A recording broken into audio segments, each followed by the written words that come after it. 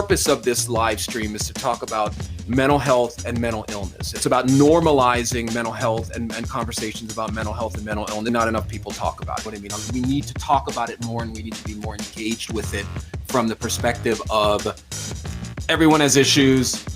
We all need to work on our mental health. We all need to be working on our degree of mental illness, because that's what we need in our culture more, is dealing with what's in our head. Because if you can see from the polarized world we're living in, something needs to happen, people.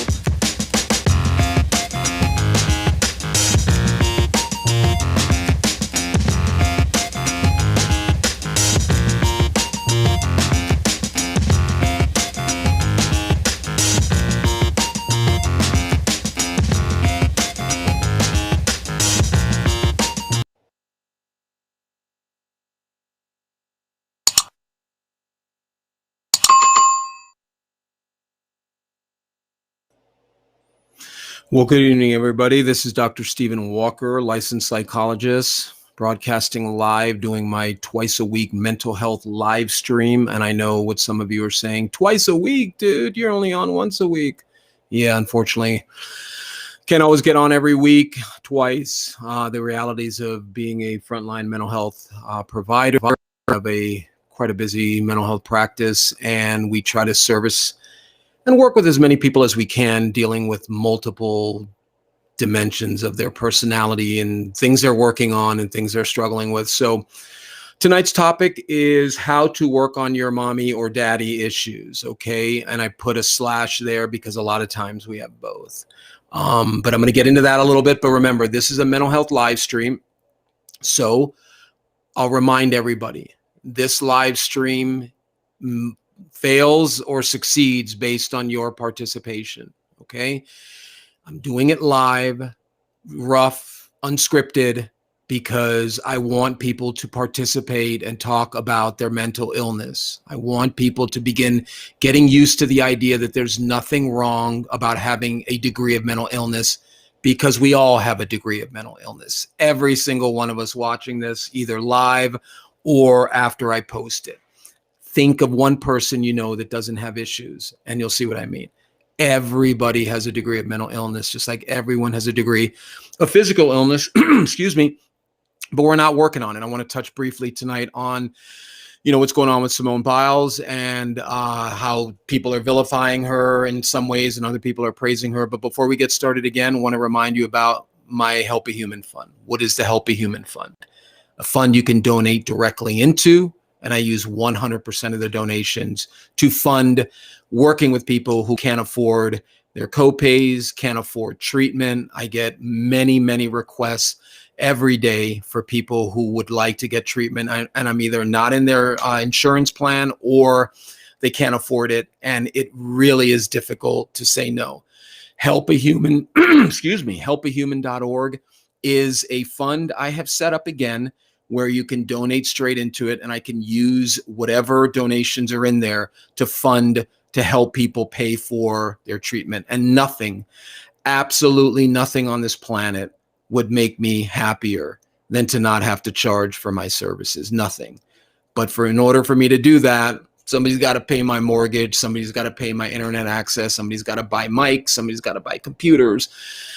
And we live in this is America, and this is a capitalistic, economic-based society. So want to remind everybody about our sponsor, BetterHelp.com. You can type in BetterHelp.com/Dr. Walker. You're not going to work with me. You're going to have the pick of thousands of licensed mental health providers. But if you type in BetterHelp.com/Dr. Walker, you'll get a discounted rate. They approached me. I didn't approach them. Please check them out. BetterHelp.com/Dr. Walker. I'll put that in the chat stream. Hey, what's happening, Kat? How are you? Good. It's Amity. How are you? Samoas. How's it going? Good to see you again. I hope this will be a topic that a lot of people will resonate with, because everybody has mommy and daddy issues. Okay, so let's get into that a little bit. Now, remember, please ask a question or make a comment. You can take me in any direction you want. We can talk about whatever's on your mind.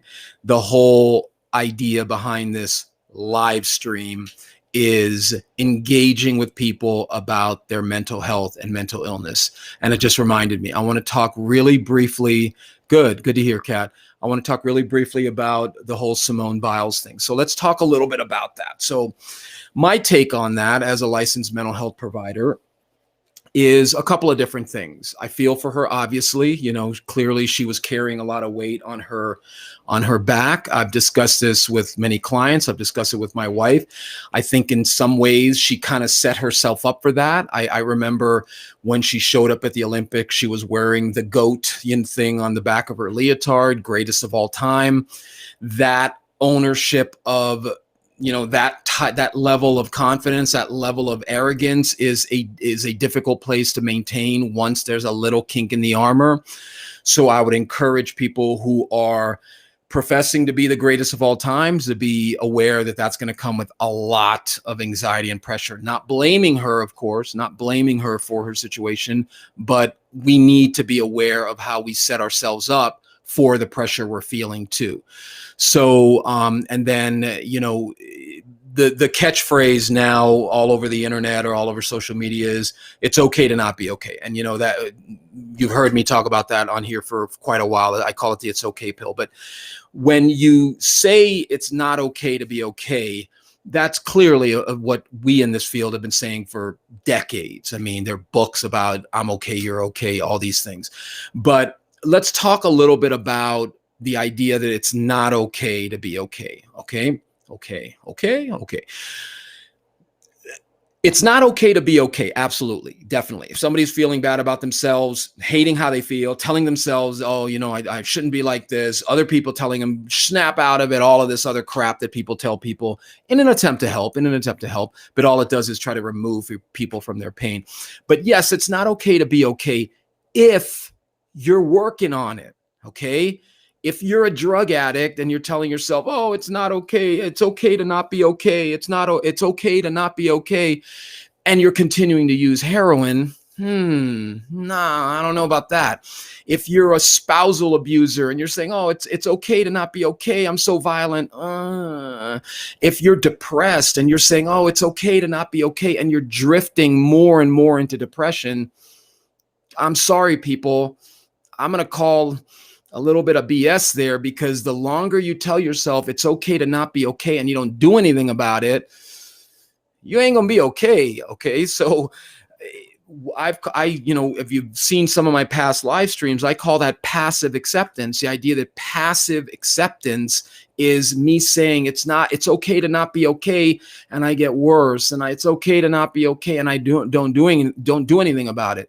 So it's okay to not be okay if you're working on it. Thanks, Penny. Glad to see you here. It's okay to not be okay if you're dealing with what is making you feel not okay. All right. So I would encourage people that when you say it's okay to not be okay, that's step one. It doesn't end there. It's okay to not be okay is the beginning of the change process. It's the beginning of you saying to yourself, all right, you know what? It's okay that I'm not okay. It's okay that I don't feel this, that I feel bad. What am I going to do about it? Why am I feeling not okay? So that's my take on it. I wish Simone Biles, I wish all of these, Naomi, all of the people who are struggling with whatever mental illness, mental health issues, please keep making your voice heard so that people like me can help people who are not okay. Because let me tell you something, people, we're not all of us are not okay. All right. We all have a degree of issue that we're not working on, which brings me to the topic. Let me just type the link in here for the promo code. It's in the chat stream. Here it is right here. Whoop. Hey, Penny. Sorry about that.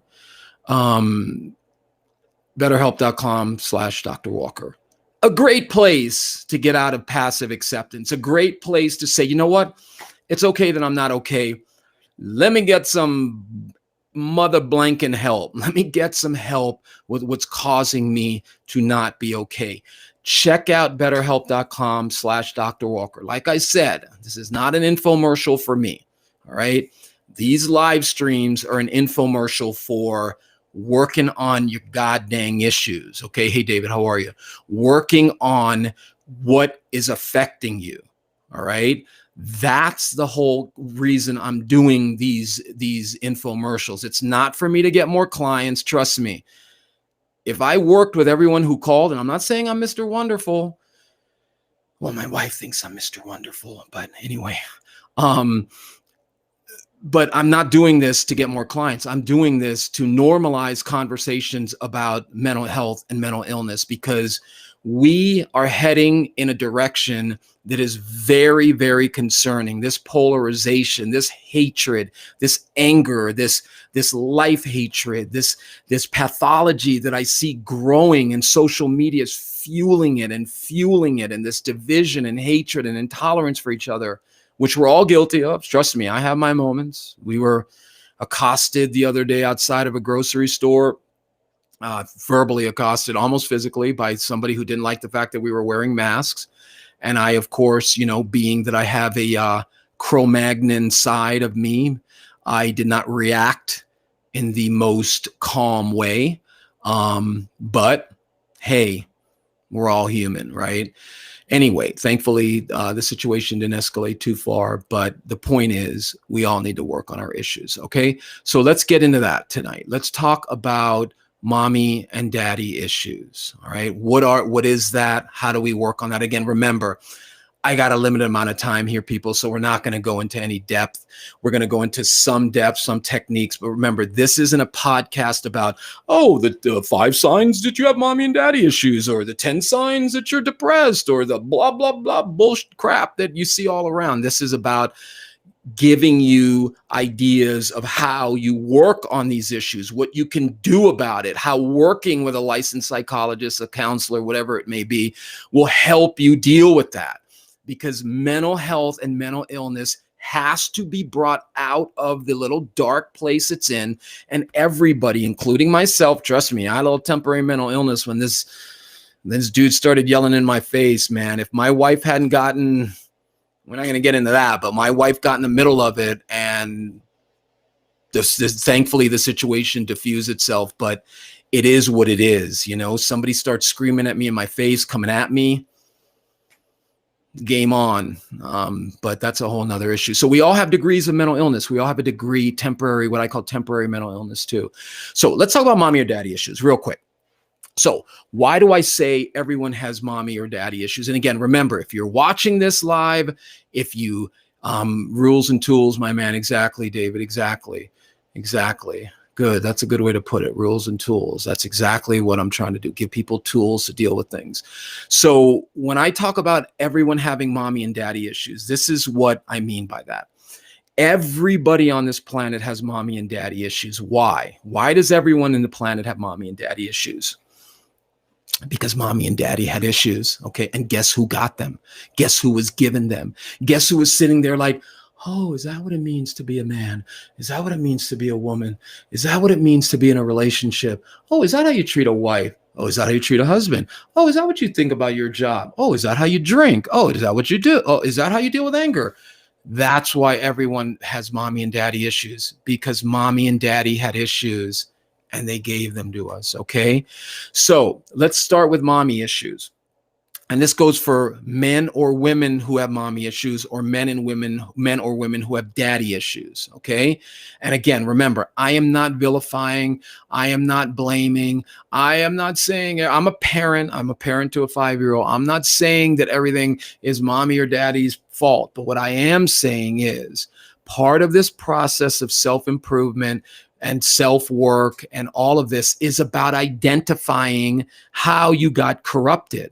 Identifying how you learned, how you were conditioned to think and feel the way you are. If you don't work, if you're not aware of how you think and feel, then how the hell are you going to work on it?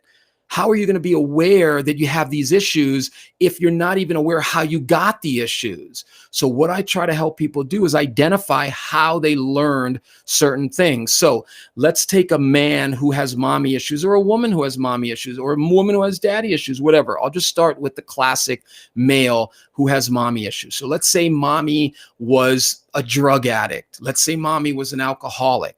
Let's say mommy was not around a lot. What do you think that kid's going to learn about love? Like, I'm always reminding my when I see what a wonderful mother my wife is to our son, I always remind her, you're his first female relationship. And I don't mean that in a weird incestuous way. I mean, his relationship with his mom is his first relationship with a woman. So he's getting set up wonderfully with this loving, consistent, patient, strict too, just there for him, just feeling that connection that he's going to have, which is going to carry him into other relationships. So his mommy issues will probably be somewhere along the way where he has to realize, well, not every woman's like my mom, or not every woman is going to love me so much like my mom. Not every woman is going to be so patient. So I'm going to work with him on that as he gets older. But let's go the opposite. Let's say you had a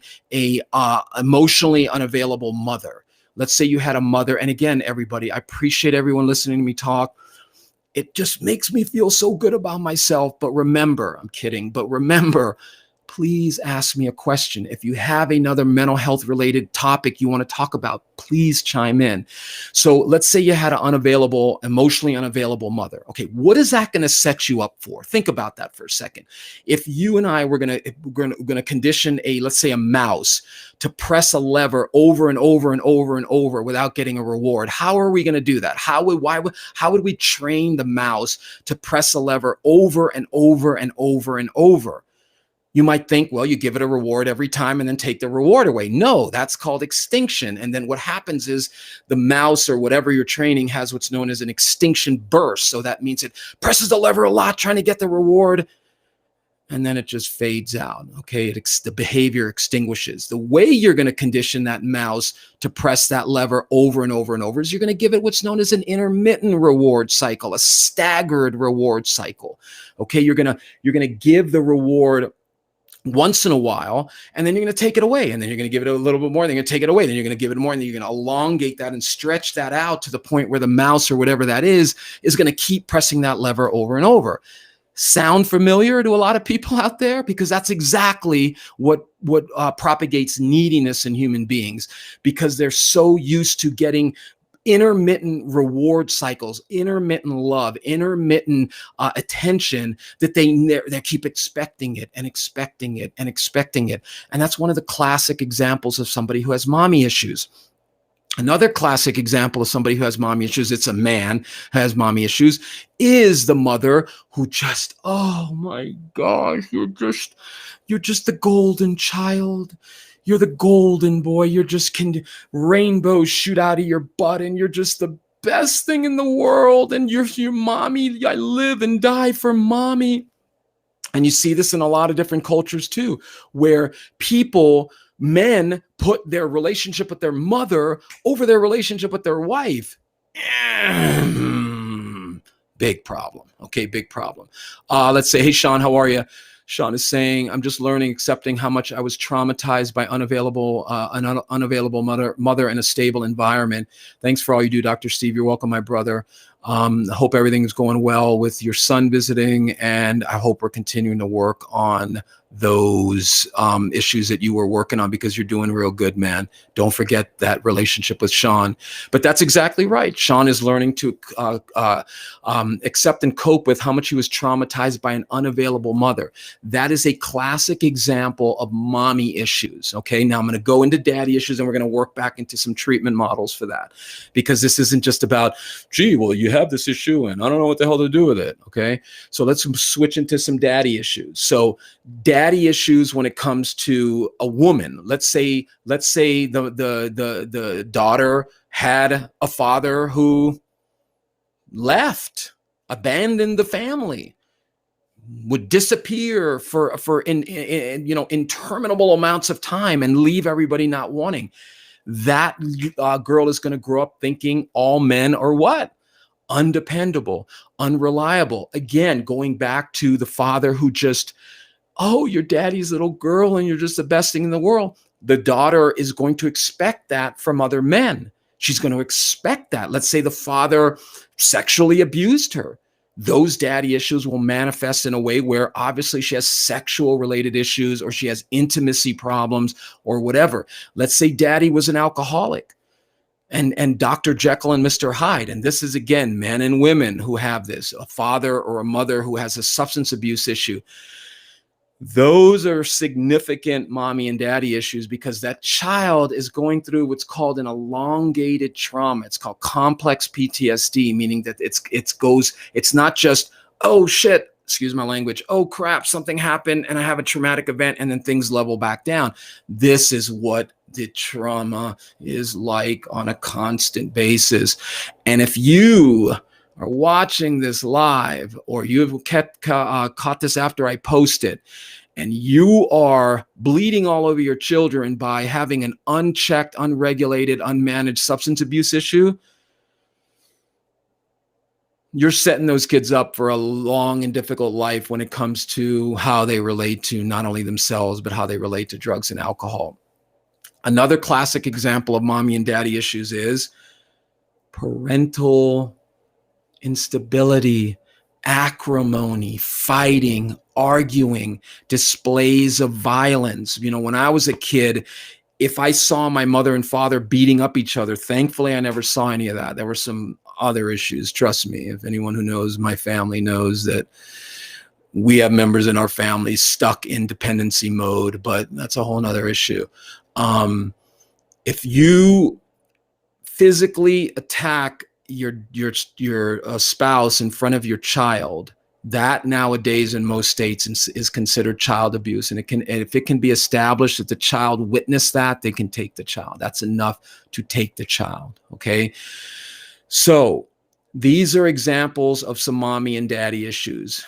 It's hard as F, but break the cycle, please. Yes, absolutely, Sean. Absolutely.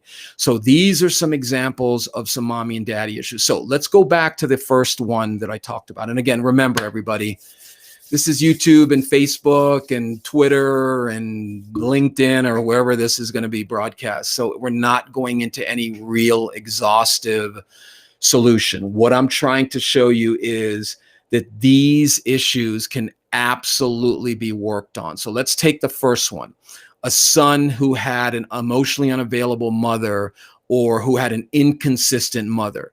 That individual needs to become aware of how that cycle of expectation and neediness is manifesting out of that trauma. Now, how do they do that? They get themselves into a situation where they can talk about how it affects them. They need to work with a licensed person to talk things out of them in a way that can help them, give them tools to manage it. And I know everyone's gonna, or people might say, well, dude, you're always pushing therapy, man, because you're a therapist and because you're blah, blah. Oh, I'm sorry, I don't know why. Is a dentist just pushing dental care because they're a dental pusher? Is a cardiologist a pusher because, look, man, I push the idea of talking things out because it's extremely powerful. It's an extremely powerful thing to find. If I have heard once, oh man, it feels so good to just get that out, just to talk, get that off my chest. If I've heard that once, I've heard that thousands, tens of thousands of times. People suffer in silence. They suffer in this belief system that what they're thinking and feeling cannot be worked on. What they're going through, the emotional, internal pain and that feeling like a writer said back in, I think, the 30s or 40s or whenever it was, quiet desperation, living these lives of just, oh man, just life just sucks, man. I just hate my life. It just, I go from one meaningless encounter to another. It's just, yeah, and that doesn't need to happen, people. It doesn't need to happen. So remember, if you're watching this live, please ask a question. Make a comment. If there's something on your mind that you want to talk about, that you want some advice on how to work with, please ask a question. I'm doing this live to engage with people. Okay.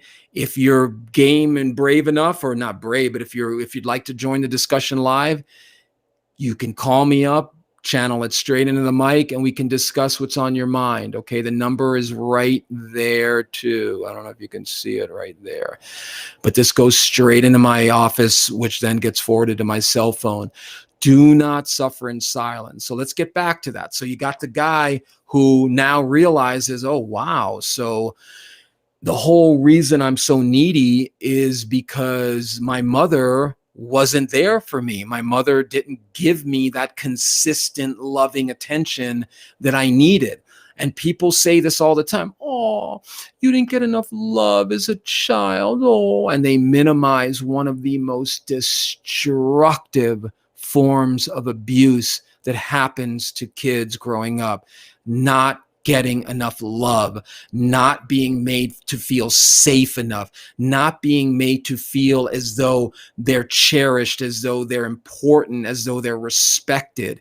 If you are in a situation where you can identify that you were not given enough love by a parent and now you're an adult, you need to identify that, because you're going to have, this is what I was talking about before with my son, is we as he gets older, we are going to be reminding him the love he feels from us, he cannot expect from other people. This is one of the main things I see tripping people up in relationships.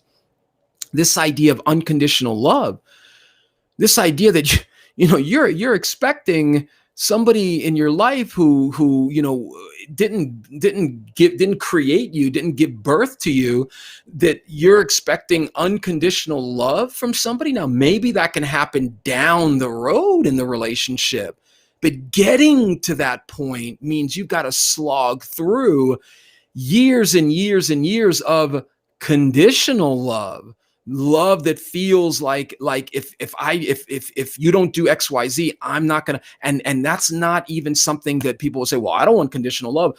Well, listen, people, if you don't want to go through a period of conditional love to get to unconditional love, and you're just expecting somebody you just meet, boyfriend, girlfriend, a year or two in or whatever, to just unconditionally love you, we can't even unconditionally love ourselves. And then you're going to expect that from somebody else. And that is directly related to a mommy and daddy issue, is that you maybe had unconditional love growing up, and now you're expecting that from other people, which ain't going to happen.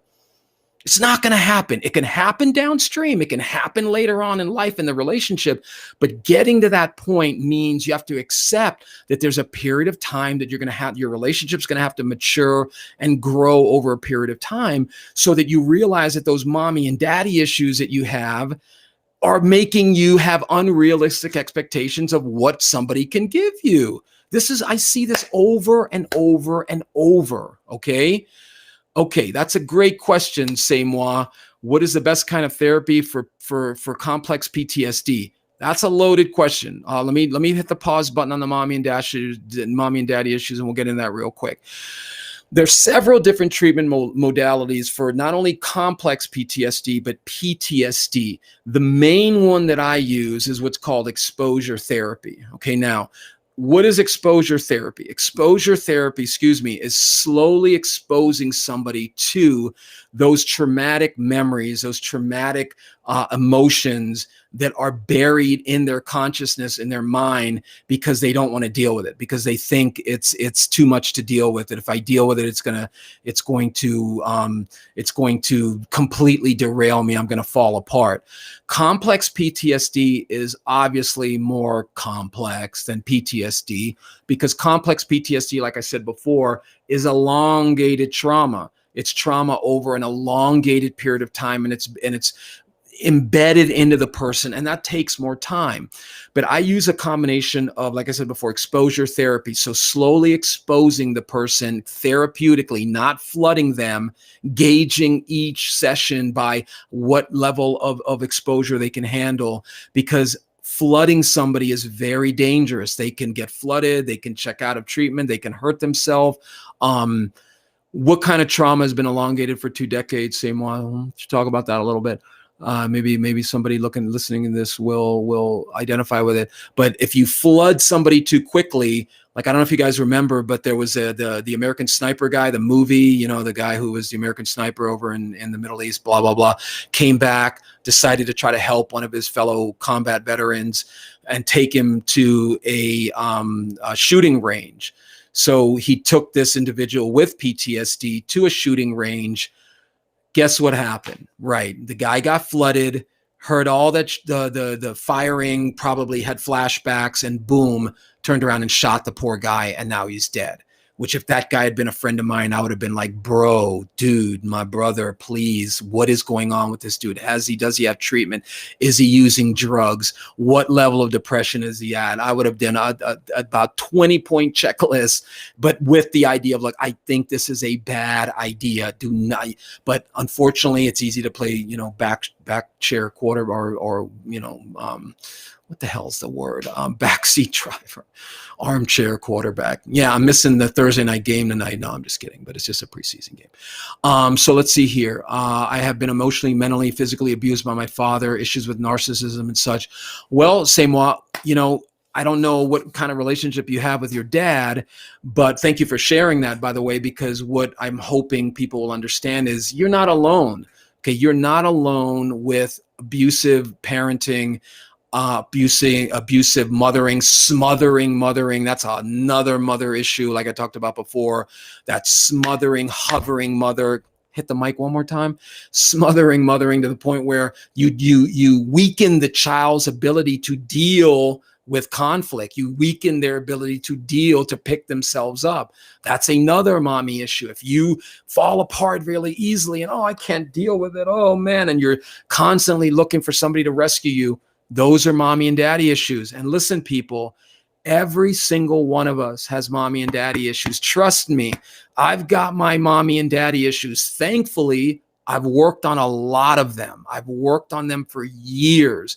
Do they get triggered? Sure, once in a while, but they're in a much more manageable level. And yes, a lot of times that means making hard decisions about who can be in your life sometimes if those people are in a consistent pattern of activating and triggering and making you feel things that you don't need to feel. People think that forgiving somebody means, just put yourself back in a situation to get re-abused. I mean, if I'm working with a rape survivor, I'm not going to say, keep hating your rapist. Yeah, that'll help you. No, of course not. I'm going to say, yeah, let's work on forgiveness, but I'm not going to say, yeah, go have lunch with them. Go hang out with them. Of course not. All right. On and off situations. One day, I love you. You can trust me. Second day, attacks, trying to control me, pushing me to meet expectations. I could write a book, honestly. Well, you should. You should. That would be a very therapeutic thing for you to do. Say more. I would recommend that you write some of this down and start getting into it.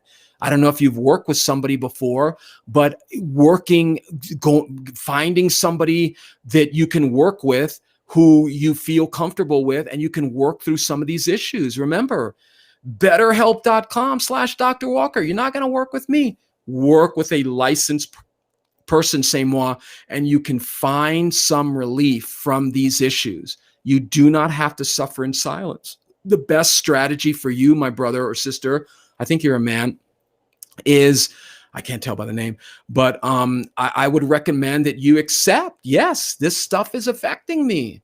It's okay that it's still affecting me, but I got to work on it. I got to work on this stuff that's still affecting me. Otherwise, I am going to never get control of it because I have the shame I feel that it's still affecting me. Oh, this is such a good idea. I won't publish it, but it would help me get it off my chest. Absolutely. Start writing it down. Start journaling it. But say moi, that's just the beginning. You got to talk this out of you. You got to talk out that pain you feel. You got to get yourself into a situation where let me ask you this, say moi, how is your relationship with your dad still affecting you now? Meaning in other relationships, okay? How is your relationship with your dad still affecting you? So let's get back now to the daddy issues, the woman who has daddy issues, meaning that the father has consistently let her down, consistently disappointed her, has consistently made her feel that all men can't be trusted. Step number one is making that connection. Okay, making the connection that the reason I hate men, the reason I don't trust men is because of what I went through with my father. That's step number one. Well, step number one is saying it's okay that it's still affecting me. Step number two is making that connection. Think of it like racism. I use this all the time. If I'm a racist, I'm not. If I'm a racist and I didn't want to be a racist anymore, I've got to spend some time like, why is it all black people, all white people, all purple people? I've got to spend some time working on being aware of how I was conditioned to be a racist. That's step number two, is spending time realizing I've got this racist conditioning that I need to work on. That's the first step. So the woman who has trust issues has to begin realizing that my expectations of men are going to pass through what's called a confirmation bias. So a confirmation bias is I have a bias in my mind. All men suck. All men can't be trusted. That's my confirmation bias. So the minute you're involved with a, excuse me, 10 hours of doing work with people and then doing this live. That's my voice there. So the confirmation bias will then tell you, you see, he didn't text me back. He didn't show up. And then boom, like a firecracker going off for a war veteran. Boom. You see, all men can't be trusted. That's the moment to do the work. Whoa. Okay, wait. This is the woman talking to herself. Let me back off here. I don't know the whole situation. I'm not going to allow that conditioning from my past to make me project into the future like I know the future. These steps sound so easy. No, people, I can tell you, hey, go to the gym and do 100 curls for 100 days and you'll have big arms. Sounds easy. Hey, let's go climb Mount Everest. Sounds easy. The key to working on your mommy and daddy issues, people, is mindfulness, okay? Thinking about my thinking. Okay, so Samoas is answering my question about how is it affecting his relationships now with his dad. So he says, I have trust issues and fearful avoidant attachment. Exactly. He avoids attachment. Why? Why does everyone think he avoids attachment? Disappointment, right? He's been disappointed and hurt so much that he avoids attachment because, oh no, I can't handle disappointment. Say, Ma, check out my live stream a few weeks ago on how to manage disappointment. Afraid of being hurt by people. There you go. Afraid of letting people close to me because after my dad, I did try letting people and they hurt me too. Exactly. And that's exactly what I'm talking about, my brother. That's your confirmation bias. People are always going to hurt me and I can't deal with that. And guess what? Yes, absolutely, people will hurt us. Always? I don't know about that. But you know what people will also do? They'll help us heal. They'll help us feel good. The problem or the challenge for somebody like Samoa is the amount of trauma he's been through specific to his dad. So his dad is a very loving figure in his life. So now he believes that's what love is.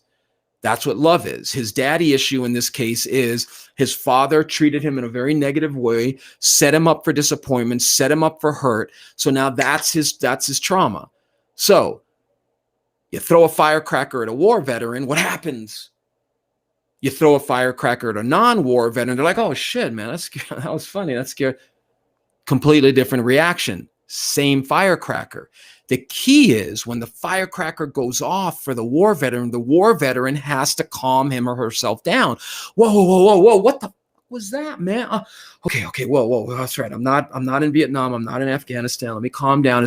You got to talk yourself down from the traumatic trigger. Now, c'est moi. This takes a lot of work, my brother, because you've got to start talking out the pain your father has caused you.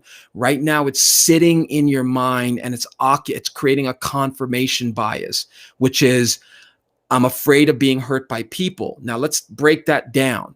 So why am I afraid of being hurt by people? See, that we could do 5 or 6 sessions on that, where we talk about what is your fear of being hurt by people? What is your fear of how being hurt by people is going to make you feel? How then is how you feel, is that manageable or is that unmanageable?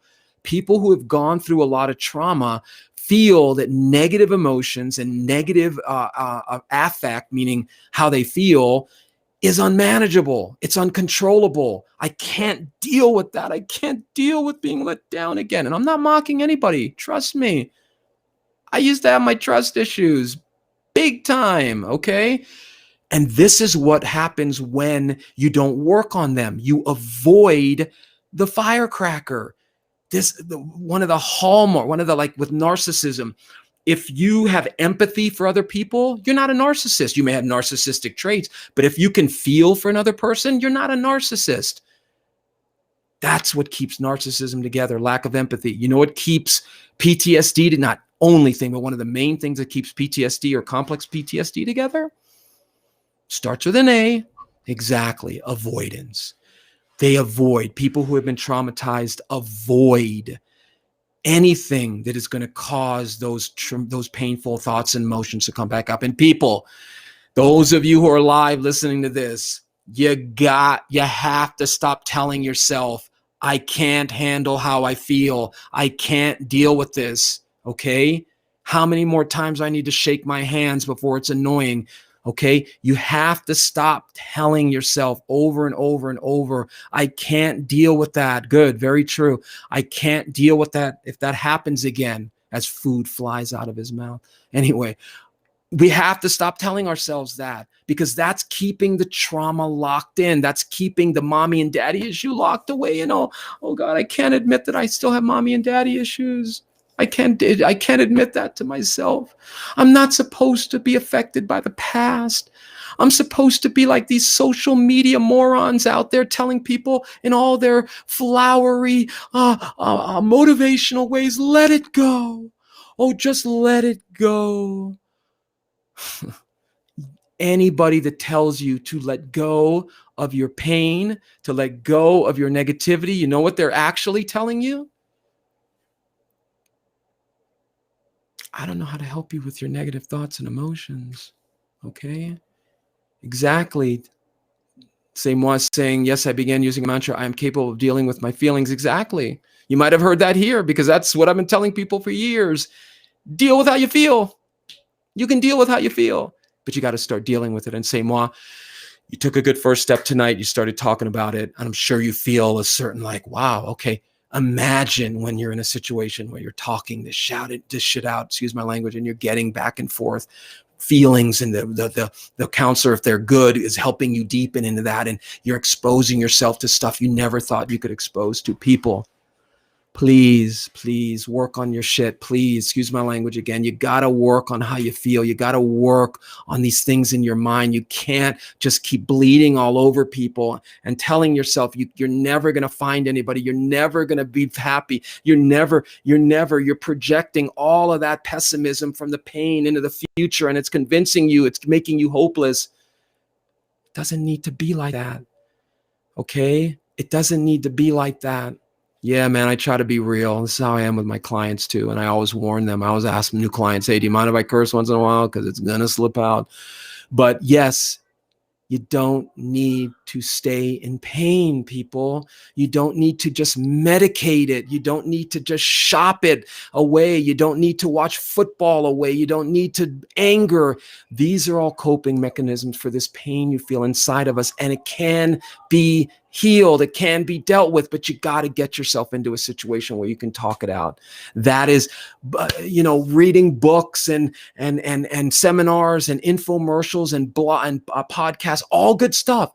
But if you're not talking it out of you, you're missing a whole level of healing, because that's where the magic happens, as you start talking about things that for years you've kept buried inside of you. Okay, I've had work with people who have buried things inside of them, and just the act of saying that they have this issue frees them up, and then we can start working on it. Okay? So, we do have to let go of our burdens at some point. So it's not like they are wrong, but the process to let go is a process. Exactly. I'm not saying letting go is wrong, but what I'm saying is the goal is not to let go. That's the fruit of the tree. That's the work. That's the muscle that gets built up. It becomes you assimilated into you. And I'm not saying letting go as a strategy is bad. Sure, if my wife says something to me and it pisses me off or whatever, I say something, let it go. My son, let it go. Yes, little things like that. Just let it go. Let it go. That's good. But telling somebody who's been traumatized, get over it, let it go. Somebody who's struggling with pain inside of them, let it go. I mean, imagine somebody walks into my office. Oh, Dr. Walker, I've been through a hell with, I was raped as a child, or, my parents fighting all the time, or, I had a child die, or I had the whatever traumatic event. And I look at them and I go, okay, let's let it go. Just let it go. No, don't think about it. Just let it go. No, I know it's painful, but just let it go. You're dwelling on it. No, you're holding on to it. You're holding. Complete garbage.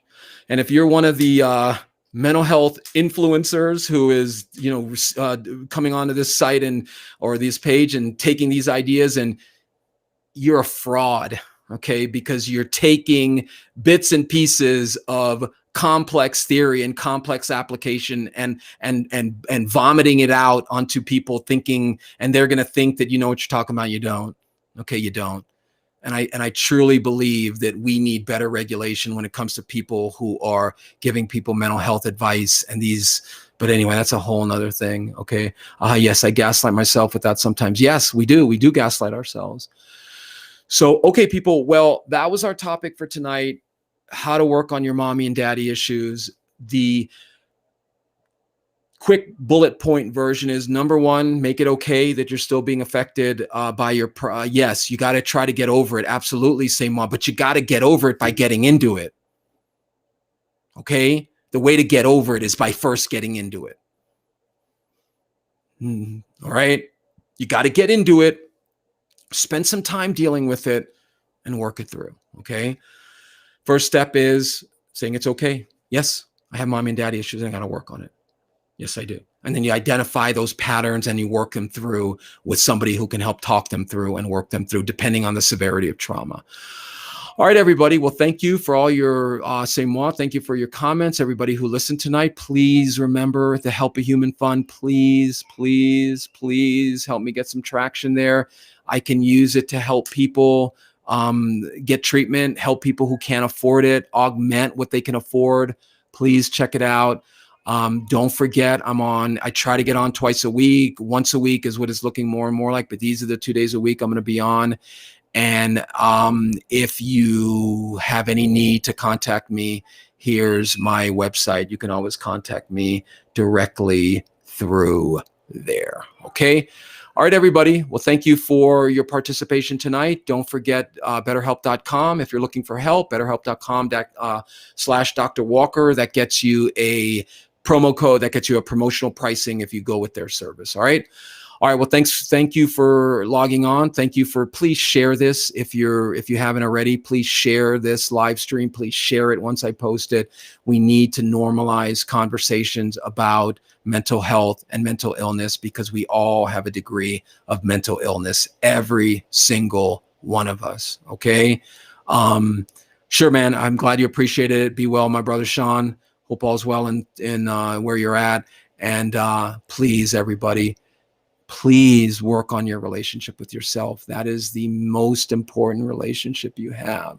Okay. Even before your relationship with any God or any religion you have. If your relationship with yourself sucks, your relationship with God is going to be affected by how you treat God's image. Okay. Please focus on your relationship with you. All right. I'll see you guys next week. We'll see. I got to get some guests. I got some guests lined up, but I don't know. We'll see how that goes. Shoot me some questions. Look for me online. And don't forget that the main goal in our life is, or should be, how we treat ourselves, how we relate to ourselves. Okay. All right, everybody. Have a good night. Talk to you soon.